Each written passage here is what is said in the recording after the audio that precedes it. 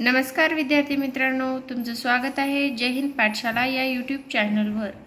आज आपण मराठी भाषेचे पाणिनी म्हणजेच दादोबा पांडुरंग तर्खडकर यांचा कार्यकाळ किंवा जीवन परिचय घेणार आहोत। त्यांचा कार्यकाळ राहिलाय 1814 ते 1882। त्यांचा जन्म झाला 1814 मध्ये मुंबईला झालं। मग त्यांचं शैक्षणिक कार्य काय, तर शैक्षणिक कार्यात त्यांनी जावरा संस्थानात नवाबाचे शिक्षक म्हणून कार्य केले। त्याचबरोबर ते एल्फिन्स्टन कॉलेजमध्ये असिस्टंट टीचर होते।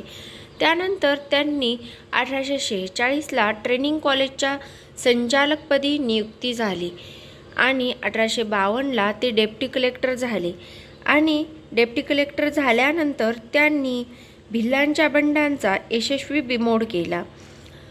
हे सगळं झाल्यानंतर त्यांनी जेव्हा निवृत्ती घेतली म्हणजेच रिटायरमेंट घेतल्यानंतर बडोदा संस्थानामध्ये त्यांनी दुभाषिक म्हणून कार्य केलं।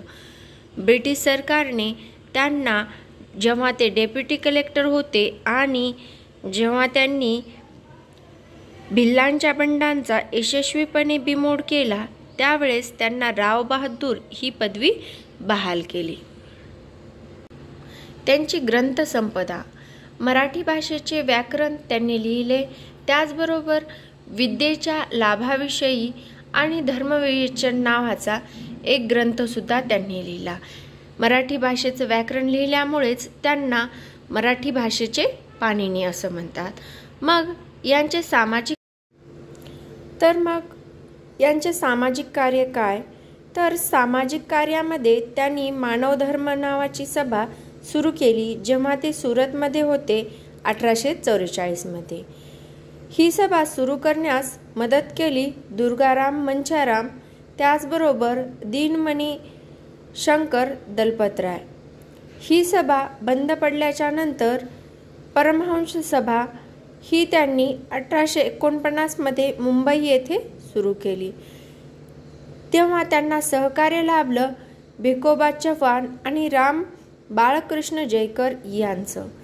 आजकाल आयोगाचा किंवा कुठल्याही परीक्षेत सहकार्यांवर प्रश्न येण्यात वाढ झालेली आहे।